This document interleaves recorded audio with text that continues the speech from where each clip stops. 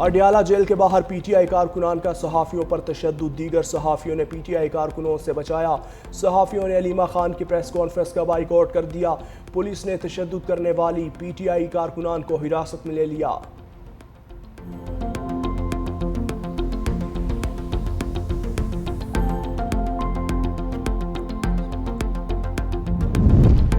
بھارت نے دریائے ستلج میں ایک بار پھر پانی چھوڑ دیا۔ ہریکی اور فیروز پور کے مقام پر انتہائی اونچے درجے کے سیلاب کا خطرہ۔ دریائے ستلج میں گنڈا سنگھ والا پر پانی کا بہاؤ 3,19,000 کیوسک ریکارڈ۔ ہیڈ اسلام پر بڑا سیلابی ریلا پہنچنے سے وہاڑی میں صورتحال سنگین۔ عارف والا میں سیلابی ریلوں سے ہر طرف تباہی، درجنوں دیہات متاثر، ہزاروں ایکڑ پر فصلیں تباہ۔ ہیڈ بلوکی پر دریائے راوی میں انتہائی اونچے درجے کا سیلاب، پانی کی سطح 1,43,000 کیوسک ریکارڈ۔ ہیڈ سدنائی پر بہاؤ 1,10,000 کیوسک ہو گیا۔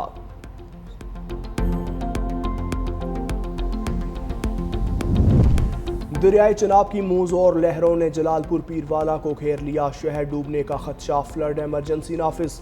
شہریوں کو محفوظ مقامات پر منتقل کرنے کے لیے ریسکیو آپریشن جاری۔ پاک فوج کی 14 کشتیاں بھی آپریشن کا حصہ۔ پی ڈی ایم میں پنجاب نے فضائی ریسکیو کے لیے ہیلی کاپٹرز فراہم کر دیے۔ کرم والی اور دراپور سے 143 افراد ریسکیو کیے گئے۔ ملتان سے 2,343 افراد محفوظ مقامات پر منتقل۔ تھرمل ڈرونز کی مدد سے متاثرین کی نشاندہی، 350 سے زائد افراد کو ریسکیو کیا گیا۔ مجموعی طور پر 3.5 لاکھ افراد اور 3 لاکھ سے زائد جانوروں کو محفوظ مقامات پر منتقل کیا گیا۔ D G P D M میں بھی ریسکیو آپریشن کی نگرانی کے لیے جلال پور پیروالا پہنچ گئے۔ Chairman peoples party Bilawal Bhutto Zardari کا سیلاب زدہ علاقوں میں زرعی ایمرجنسی لگانے کا مطالبہ۔ مظفر گڑھ میں سیلاب متاثرین سے خطاب کرتے ہوئے بلاول بھٹو نے کہا، کسانوں کے بجلی کے بل معاف کیے جائیں، بیج، کھاد اور زرعی ادویات میں خصوصی رعایت دی جائے۔ وفاقی حکومت بے نظیر انکم سپورٹ پروگرام کے ذریعے متاثرین کو امداد پہنچائے۔ سیلاب سے پورا ملک متاثر ہوا، متاثرین کا ساتھ دینا سب کی ذمہ داری ہے۔ بحرانوں کا تنہا مقابلہ نہیں کیا جا سکتا، ہمیں فوری طور پر اقوام متحدہ میں جانا چاہیے۔ بلاول بھٹو زرداری ملتان میں سیلاب متاثرہ علاقوں کے دورے کے دوران پیپلز پارٹی کے لگائے گئے فلڈ ریلیف کیمپس کا دورہ کریں گے۔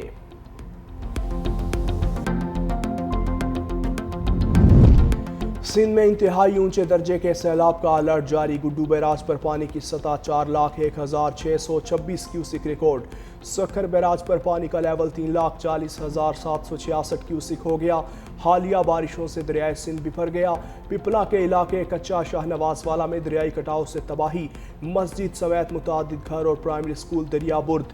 دادو کے کچے میں سیلابی صورتحال برقرار ہے، علاقہ مکین اپنی مدد آپ کے تحت نقل مکانی پر مجبور۔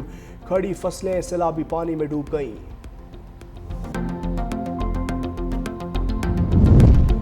سیلاب سے ملک کی معیشت کو 409 ارب روپے کا نقصان، زرعی شعبہ سب سے زیادہ متاثر ہوا۔ نقصان کا تخمینہ 302 ارب روپے تک ہو سکتا ہے۔ حالیہ سیلابی صورتحال پر معاشی تھنک ٹینک نے رپورٹ جاری کر دی۔ رپورٹ کے مطابق نقصانات سے ملک کی جی ڈی پی 0.33% ہونے کا خدشہ۔ جی ڈی پی گروتھ کا ہدف 3.4% سے کم ہو کر 3.2% تک ہو سکتا ہے۔ 13 لاکھ ایکڑ زرعی اراضی زیر آب، چاول، کپاس، گنا، مکئی سمیت دیگر فصلیں تباہ ہوئیں۔ مہنگائی کا تخمینہ 5.5%۔ سعودی عرب کا پاکستان کے سیلاب متاثرین کے لیے خیموں، solar panels, LED kitchen set, کمبل اور اشیاء خورنوش کا تحفہ۔ King Salman aid and relief centre کی طرف سے امدادی سامان کے 5 ٹرک لاہور پہنچ گئے۔ وزیر اعلیٰ پنجاب مریم نواز کی موجودگی میں سعودی سفیر نے امدادی سامان پی ڈی ایم اے کے حوالے کیا۔ وزیر اعلیٰ مریم نواز نے کہا، پاکستان اور سعودی عرب میں معاشی تعاون بڑھ رہا ہے۔ سیلاب زدگان کے لیے امدادی سامان کی فراہمی پر سعودی عرب کے مشکور ہیں۔ امدادی سامان پنجاب کے سیلاب متاثرین میں تقسیم کیا جائے گا۔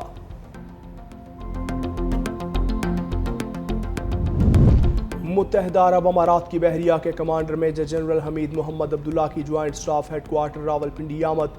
Chairman joint chiefs of staff committee general Sahir Shamshad Mirza سے ملاقات کی۔ ابھرتی عالمی اور علاقائی جیو اسٹریٹجک صورتحال پر غور کیا۔ پیشہ ورانہ امور پر بھی گفتگو۔ علاقائی امن و استحکام کے لیے 2 طرفہ دفاعی اور سیکیورٹی تعاون بڑھانے پر زور دیا۔ بھارتی پنجاب میں تباہ کن سیلاب، سکھ عوام بھارتی حکومت کے خلاف پھٹ پڑے۔ سکھ کسانوں کا کہنا ہے بی جے پی حکومت نے پاکستان کو ڈبونے کے لیے مشرقی پنجاب کو بھی ڈبو دیا۔ یہ آفت قدرتی نہیں، انسانی غفلت اور سیاسی فیصلہ ہے۔ پانی چھوڑنے کے فیصلے سے بھارتی پنجاب ڈوبا۔ بی جے پی کی حکومت والے صوبوں ہریانہ اور راجستھان کو محفوظ رکھا۔ ڈیمز اور دریاؤں کا کنٹرول پنجاب حکومت کے سپرد کیا جائے۔ سیلاب کی عدالتی تحقیقات کا بھی مطالبہ۔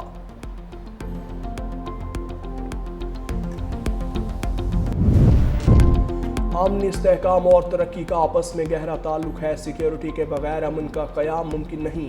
نائب وزیر اعظم اسحاق ڈار اور وفاقی وزیر عطا اللہ تارڑ کا تقریب سے خطاب۔ اسحاق ڈار نے کہا پائیدار علاقائی امن اور استحکام کے لیے مل کر کام کرنے کی ضرورت ہے۔ موسمیاتی تبدیلی جیسے سنگین چیلنج سے نمٹنے عالمی برادری پاکستان کی مدد کرے۔ وفاقی وزیر عطا تارڑ نے کہا پاکستان نے ہمیشہ خطے میں امن کے لیے کلیدی کردار ادا کیا۔ پاکستان نے کبھی جارحیت کا راستہ نہیں اپنایا۔ افواج پاکستان نے بھارتی جارحیت کو ناکام بنایا۔ دہشت گردی کے خلاف جنگ میں سب سے زیادہ قربانیاں پاکستان نے دیں۔ عدالتی چھٹیاں ختم ہونے پر سپریم کورٹ میں نئے عدالتی سال کا آغاز۔ جوڈیشل کانفرنس سے خطاب میں جسٹس یحییٰ آفریدی نے کہا ہمیشہ قانون کے بالادستی کے لیے کام کیا ہے۔ عدالتی نظام میں شفافیت اور آسانیوں سے سائلین کو فوری انصاف ملے گا۔ ٹیکنالوجی کے استعمال سے عدالتی نظام کو مؤثر بنایا جا رہا ہے۔ مقدمات کو جلد نپٹانا ترجیح ہونی چاہیے۔ سپریم کورٹ میں اینٹی کرپشن ہیلپ لائن قائم کر دی گئی ہے۔ عوامی رائے کے لیے خصوصی پورٹل فعال کیا گیا ہے۔ سہولت مرکز کا آج افتتاح ہوگا۔ 1 اکتوبر سے مکمل فعال ہو جائے گا۔ وکلاء سے متعلق تمام معلومات سہولت مرکز میں دستیاب ہوں گی۔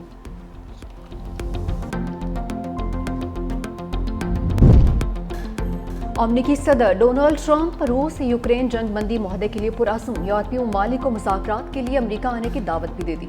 صدر پوٹن سے ماسکو میں ہونے والے مذاکرات کے دوسرے مرحلے پر گفتگو کا بھی عندیہ۔ دوسری جانب یوکرینی صدر زیلنسکی کا کہنا ہے تمام یورپی ممالک روس سے توانائی کے معاہدوں کا بائیکاٹ کریں۔ صدر ٹرمپ کی حماس کو آخری وارننگ، کہا کہ 20 زندہ لوگ اور 38 لاشیں حماس کے قبضے میں ہیں۔ اسرائیلی مغوی فوری رہا کیے جائیں۔ ہر کوئی مغویوں کی رہائی اور اس کی جنگ کا خاتمہ چاہتا ہے۔ اسرائیل میری شرائط مان چکا، اب حماس کی باری ہے ان شرائط کو قبول کرے۔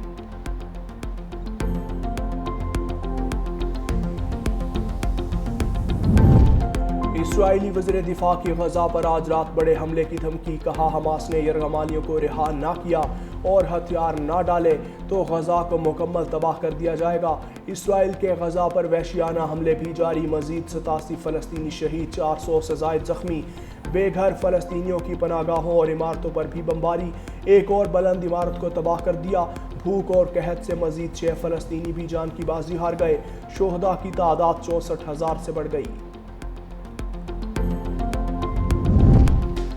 غزہ میں مظالم، اسپین کا اسرائیل پر پابندیوں کا اعلان، صہیونی فوج کو تیل فراہم کرنے والے ٹینکرز پر پابندیاں لگا دی۔ اسپین کے وزیر اعظم پیڈرو سانچیز نے کہا اسرائیل کو تیل فراہم کرنے والے ٹینکرز اسپین کی بندرگاہ پر لنگر انداز نہیں ہو سکیں گے۔ اسرائیل کو ہتھیاروں کی فروخت پر پابندی لگانے کے لیے بل بھی لایا جا رہا ہے۔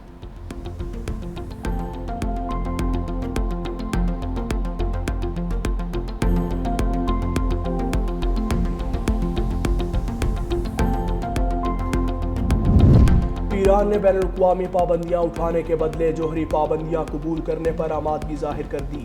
ایرانی وزیر خارجہ عباس عراقچی نے برطانوی اخبار گارڈین کو انٹرویو میں کہا ایران جوہری پروگرام کی نگرانی اور افزودگی پر پابندیوں کے حقیقت پسندانہ اور دیرپا معاہدے کے لیے تیار ہے۔ اس موقع سے فائدہ نہ اٹھانے کی صورت میں خطے اور دنیا کے لیے تباہ کن نتائج سامنے آ سکتے ہیں۔